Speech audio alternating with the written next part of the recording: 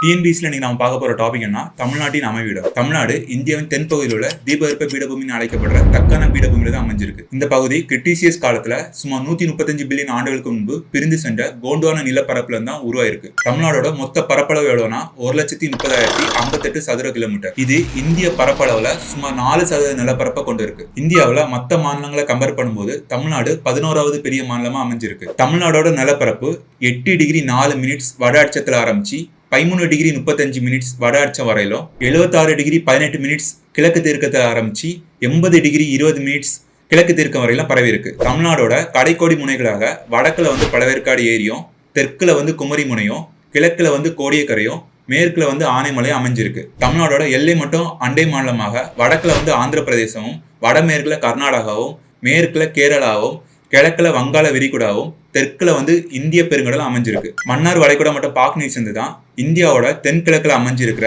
ஸ்ரீலங்காவையும் தமிழ்நாட்டையும் பிரிக்குது. இந்தியாவில் குஜராத் மற்றும் ஆந்திராவுக்கு அடுத்தபடியாக தமிழ்நாடு தான் 3வது நீளமான கடற்கரையை கொண்டிருக்கு. தமிழ்நாடோட கடற்கரை நீளம் எவ்வளோனா 906.9 கிலோமீட்டர். இப்போ உங்ககிட்ட ஒரு கொஸ்டின் கேட்குறேன். தமிழ்நாட்டில் தற்போது உள்ள மொத்த மாவட்டங்களின் எண்ணிக்கை எத்தனை?